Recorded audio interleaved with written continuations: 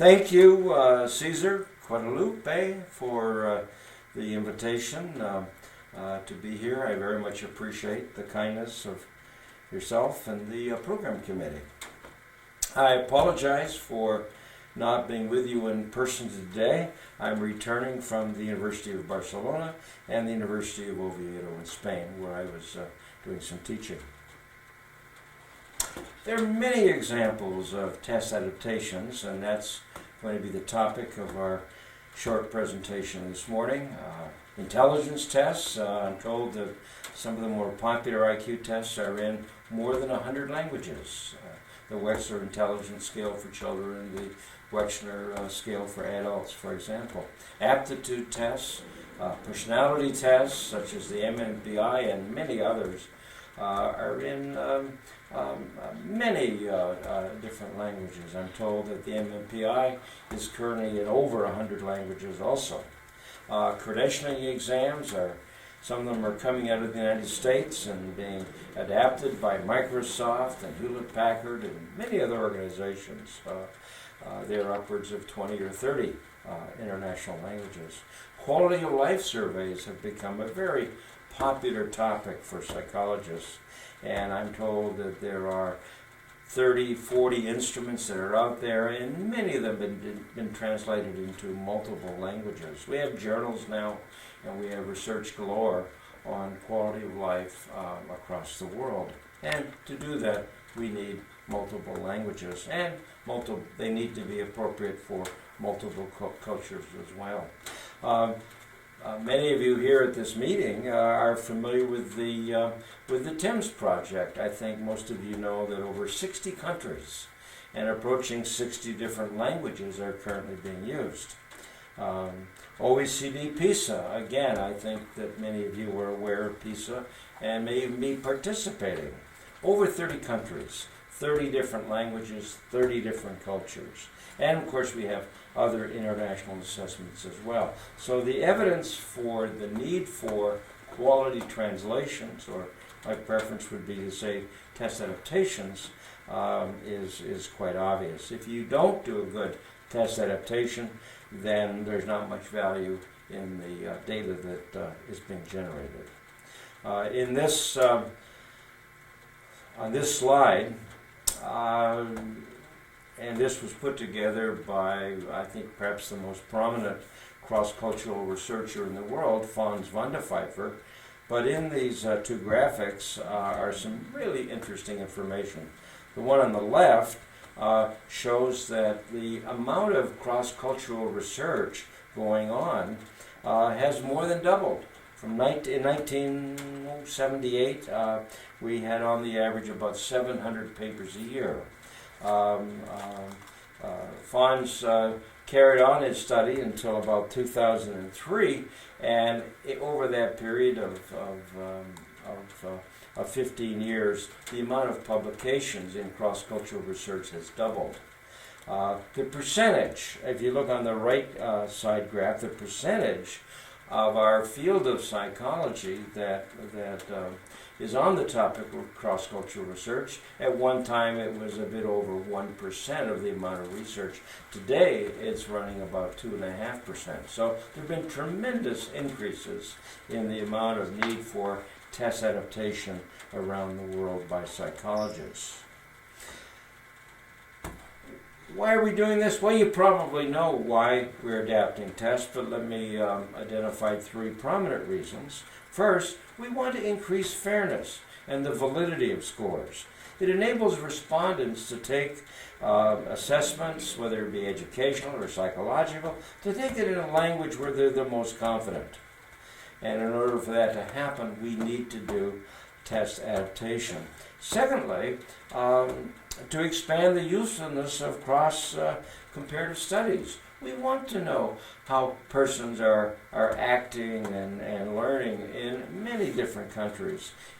That requires to give similar instruments, and that requires that we do a really good job of adapting the test from one language and culture to another. TIMS, PISA, quality of life, all of these, I think, are outstanding examples of what's going on. But to expand the usefulness of these cross-comparative studies, again, we need good translations / adaptations. And finally, whether we want to make comparative studies or whether we are focused on fairness for examinees, there's the issue of just having good research instruments in other languages and cultures than where they were produced. For example, with the MMPI, perhaps the most popular personality measure, it's not so much we want to make comparative studies over cultures, we just want a good instrument for assessing personality in Peru, for example, or Brazil. And so again, the quality of that research will be heavily dependent on the care with which we take in doing the test adaptation. The goals of the presentation, just a brief presentation this morning. First, there's lots of myths and misunderstandings about test adaptation. I want to talk about 5 of them this morning. Number 2, I wish I had a bit more time today, but I want to introduce at least several steps that we should be going through in the test adaptation process. My time is limited, and so I'm just going to introduce 4 or 5 of them. But I'll give you a citation where you can go back and do further research. And finally, and I'm going to do this very briefly, but I want to introduce you to the International Test Commission Guidelines for Test Adaptation. First of all, you'll notice I'm flip-flopping between using the term test translation and test adaptation. I really think, and I think most of my colleagues in psychology think, test adaptation is the more descriptive term and the one we should be using. It's not just a matter of changing the language from, say, English to Spanish.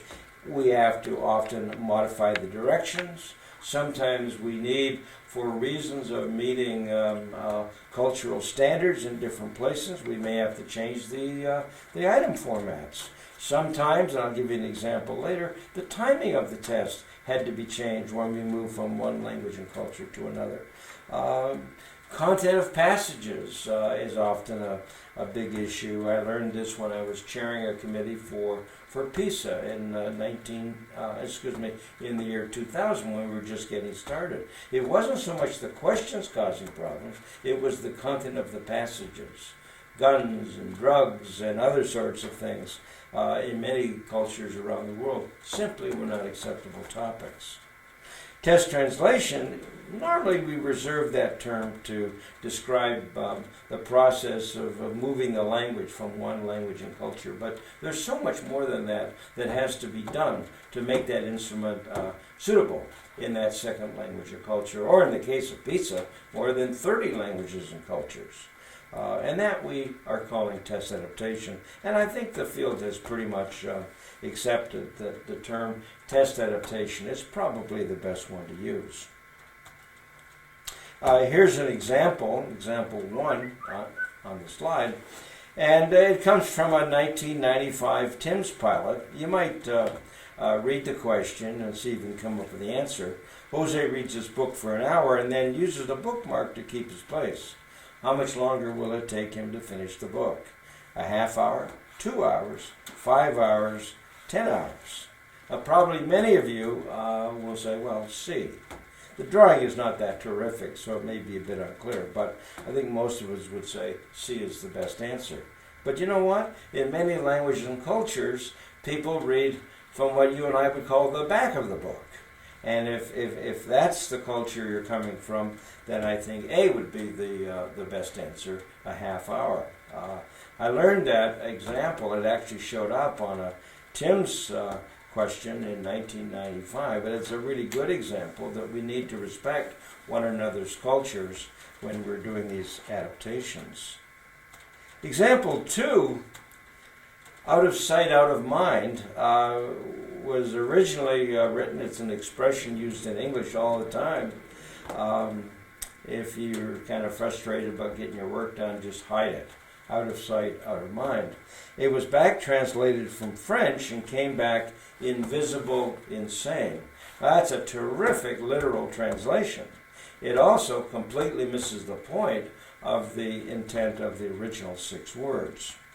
I think my point here with this example is to point out why literal translations often don't work. Something simple like the use of the word you. In some languages, there are two possible meanings for the word you. Could be singular and personal, or it could be formal and polite, and could be single or polite. So even a very simple word like you can often cause lots of problems in test adaptation. And my fourth example here, the richness of language varies. Here in English, the word camel has one meaning, and most everybody probably knows what a camel looks like.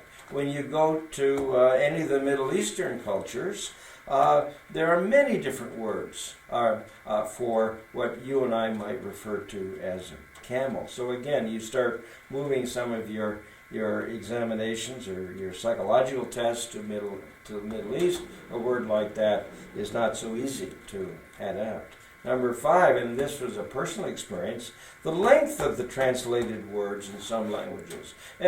We were doing an adaptation into, many languages, but in German and Russian, the adaptation resulted in much longer sentences. German words are just flat out, on the average, longer, and they are too in Russian. And what we discovered was that the extra length of the words across a series of questions simply made the test speeded for those taking them in either the German or the Russian language. In order to adapt the test so it would be culturally suitable in those other languages, we had to give them more time. So it might appear like we're violating the standardization, but in fact fairness would require us to lengthen the time in the German and Russian versions. Let me go on now to talk a bit about some of the common myths or what might be called misunderstandings that are out there when it comes to adapting tests. The first one is I smile when I think about it because the point is know two languages and you can be a translator. And I've heard that myth repeated so many times. Oh, you went to Spain once, didn't you? Or you went to Peru. Here, would you do an adaptation for me? And it's a lot more than that.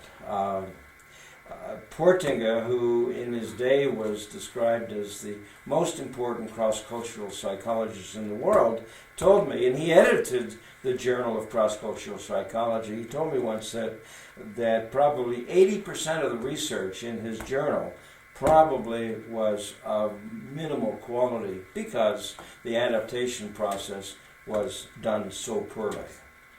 That was scary.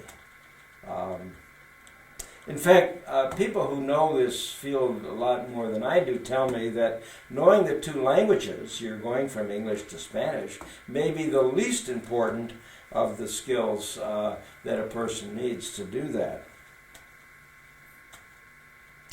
Here's a slide where I've listed, this slide comes from the International Test Commission, and reminds us that in selecting and training translators, there's really 4 skills you should be looking for. Obviously, knowledgeable in the languages, but knowledgeable in the cultures. Without knowing the two cultures, it's impossible really to do a proper adaptation. A third skill is knowledgeable in the subject matter. The most recent problem I came across was in mathematics, and we were going from English to Spanish, and the math word was trapezoid. And there simply was no way to adapt that word into Spanish, and it caused a lot of problems. But you really do need, with the achievement test, for example, and some of you are keenly interested, if you're interested in PISA or TIMSS, you're interested in subject matter, achievement data, you really need to know some subject matter. So again, that person who is hired from some place knows the languages, might even know the cultures, but if they don't know some of the subject matter, then in fact we're going to see lots of problems. But it's even beyond subject matter. people who are doing this kind of work need to know something about the principles of test construction, questionnaire design, item writing, scoring rubrics. And all of these skills are important. Now, you won't find many translators who have these 4 areas of skills, but on the 4th one at least, probably a workshop or 2 on principles of test development could solve the problem. But without it, you're going to run into, again, some major adaptation problems. Let me go on to another myth or misunderstanding. A good literal translation guarantees validity. Well, that's about as far from being correct as we can imagine. We can have a good literal translation, but the format might be unsuitable for the students or the adults in that second language and culture. The time limits may not be correct. The directions themselves may be unclear. We've had problems, for example, in many different cultures where the common directions for test administration, the common way we set up questions, is simply not appropriate. Inappropriate content can be very problematic. So we're going to need to look at not just some kind of language equivalence, but there's linguistics that we worry about, psychometric concerns, and even psychological equivalence. So there's a lot to the process. Here's a myth that is absolutely true in my own country. Just have the translation done, or adaptation, whatever you want to call it, and have people make judgments. Yeah, that looks okay, or this is a problem, let's fix it. But the reality is that those translators or adapters often will make important mistakes. Often they will overlook certain things. It's kind of like the process of developing test questions. No self-respecting test developer would ever move forward with a test without trying it out first. And that's exactly the case here too. You do your best work, you hopefully use multiple translators, you get people in there that know a bit about test adaptation, but then you must try out, because you're going to identify things that were overlooked. The 4th myth is, well, if we do a back translation, and if we find some bilinguals who will take the test in each language, we'll be able to sort everything out. Back translation is not the answer. In back translation, you go from the source, let's suppose English, to the target, let's suppose Spanish, and then you back translate into English, and then you compare the 2 English versions. The problem with back translation design, which most people will say is, yes, that's how to do it, the problem is you never look at the Spanish. You don't look at the target language. You have to compare the source and the target. And that's what you do when you use what's called a forward translations design. So our first guess is the wrong design. They say, oh, I'll get some bilinguals and they'll do it both and we'll find problems. Well, I don't mind the bilinguals, but interestingly, they're not representative of either the source group or the target group. They have some special skills that don't necessarily generalize to the monolinguals who take the English and the monolinguals who take, for example, the Spanish. So what passes for common good practice is bad practice.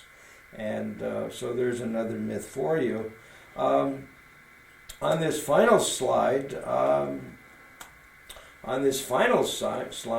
I say constructs are universal, so all tests can be translated into other languages and cultures.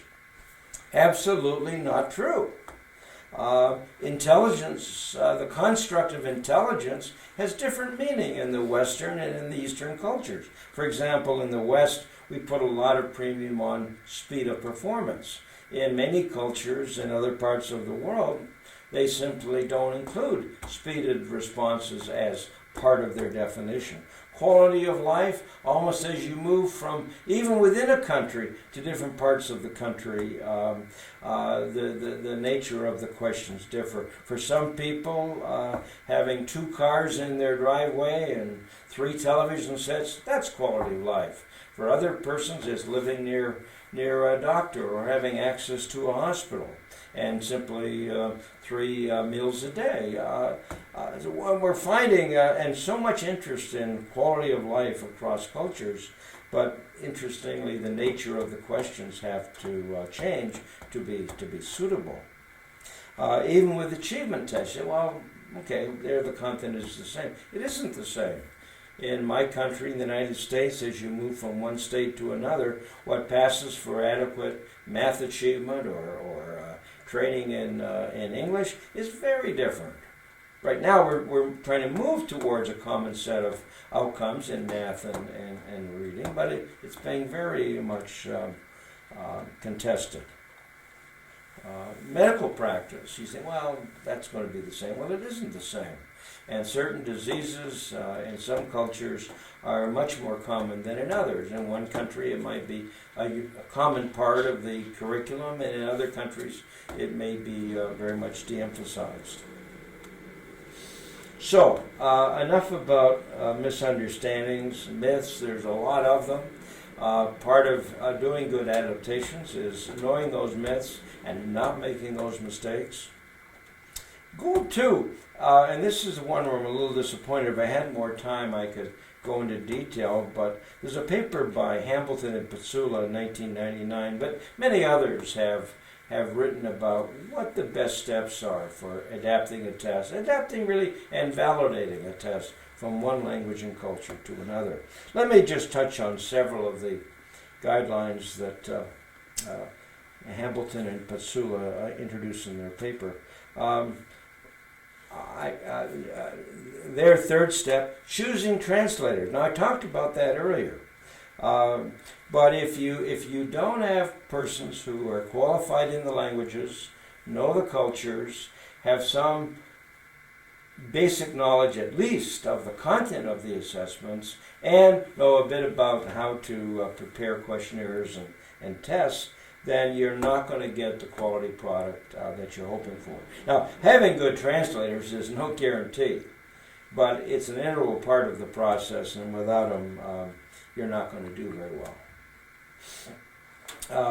A fourth step in the Hambleton-Pitsula guidelines, and it's a bit of a repeat, but you need multiple translators. It's like reading a story. Different people have their own interpretations, want to make their own inferences about it. And the way to minimize that in the context of adapting tests is to have multiple people involved in the process. Another important point related to step number 4 is that back design that I was so critical of before. It could be part of the answer, but it can't be the only part.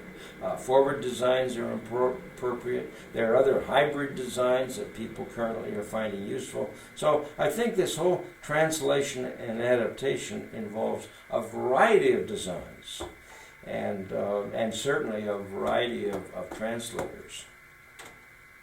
Number 6, and it must be obvious, but so often people will do the translation or adaptation and say, yep, done, I've got something now, I can go out and use it.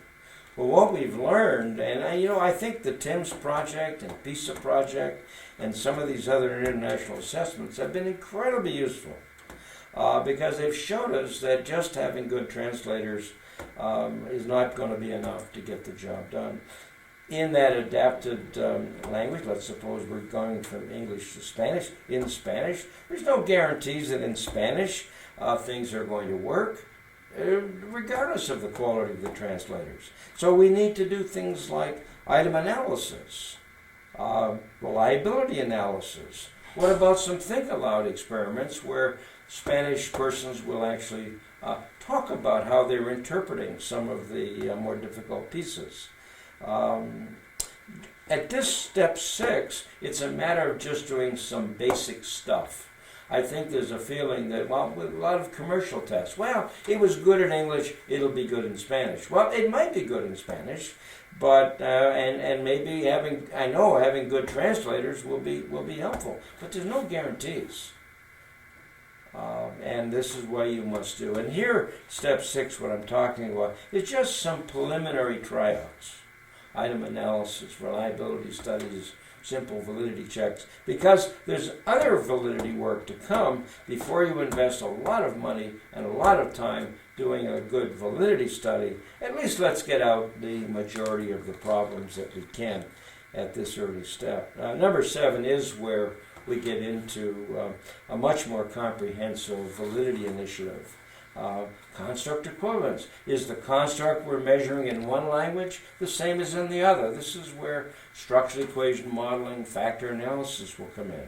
Method equivalence. Are the time limits going to be fine? Will the directions be understood? Will there be a format that respondents in both languages will understand and be able to use?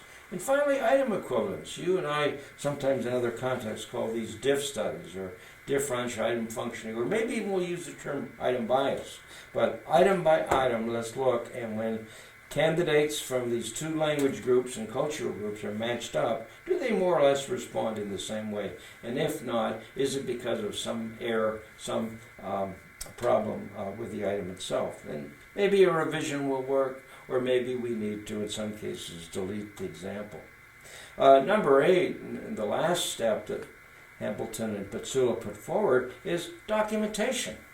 Just because you think you're done, we want others to understand the procedures we went through, the items that were changed or deleted, the evidence of construct validity. So it's number 8, the documentation is really a matter of accumulating everything that we've learned and putting it in a readable form for people who may want to know more before they make any sense of the use of that instrument. Okay, let me move now to goal 3, ITC test adaptation guidelines. The International Test Commission has been producing guidelines since, I think, about 1994. They're up to 4 or 5 different sets right now. But this year, really, 2015, the ITC is going to put out a second edition of the test adaptation guidelines. There are 18 of them, and they extend all the way from how we compare the construct in the different languages and cultural groups, to the adaptation procedures that were used, to what kind of statistical analysis we should be doing to check out construct equivalence, method equivalence, item equivalence. And on the slide there you can see the website, and you can go there, and not only will the guidelines be there, but procedures for applying those guidelines. And I think you'll find them quite useful. I'll give you some other contact information in just a couple of minutes. Let me conclude. I want to conclude with 3 questions. Has progress been made in test adaptation methodology? Definitely. Way back in our history, the methodology was as simple as finding somebody that might be able to do the language translation. Maybe we'll collect some data from bilinguals. Today, the methodology has been advanced tremendously. Ipa Portinga singled out 1995. So over the last 20 years, we've seen this rapid, important changes in the sophistication of doing the test adaptation methodology. And I'll give you a reference to catch up on some of that in a minute or so. I think there's a recognition today that no single procedure, however well selected or intended or applied, can be sufficient proof to justify the use of an adapted test in that second language and culture. It's a bit like how we validate our psychological instruments. You need multiple sources of evidence if you're going to be able to defend that test in that new language and culture. Point number 2, what lies ahead for education and psychological assessment field? You know what I think the problem is? The problem isn't a lack of methodology. The problem is a lack of commitment. Commitment of resources and time, and a commitment of effort to implement the existing methods. I think the belief still lingers that the work is easy and can be done well in a short time and with little expense. That's just not true. Number 3, my last question, what are the most important areas for improvement in practice? If I could zero in on just a couple of things, I think we could go a long way to improving the situation. Number 1, choose multiple qualified translators and give them sufficient time to do their work. 2, aggressively implement empirical methods. I think that all too often we felt, well, the judgmental work, even if well done, especially when it's well done, would be sufficient. It isn't sufficient. You must get out there and compile some empirical evidence. Reliability evidence, item analysis information, construct equivalence data. Run that factor analysis. Do the structural equation modeling. Get the samples big, big enough to permit that kind of work to be done. And another thing, build on past experiences. What words caused problems or have caused problems in the past? Try to get those right. We're not without experiences here, and we're not without knowledge. And get people involved in the process that bring that experience and that knowledge base to the task. On this second to last slide, I've referenced, I wanted to keep the reference list down, but there's a book by Hambleton, Miranda, and Spielberger, edited by them, came out about 10 years ago, called Adapting Education Psychological Tests for Cross-Cultural Assessment. In this particular collection of papers, I've just forgotten how many chapters there are, but it's approximately 20. And the 20 contributors are, among them, the most respected people in the field of cross-cultural assessment. Read their work and follow up, write them, and ask them questions. You'll find them quite helpful, I expect. On this last slide, for more information about test translation and adaptation, you can contact me. There's my email address, or contact the International Test Commission. They'd love to hear about the work you're doing, the problems you're encountering. Maybe you have a reaction to the guidelines, they're useful or they're not, but let them know. And perhaps, I don't know if there'll be a third edition, I expect there probably will be. They can take into account your thoughts. The nice thing about the ITC is they can change on the fly. They've got the guidelines on the website. It'd be real easy to make changes if major problems are spotted. So, thanks for listening, and I hope you enjoy the conference to follow.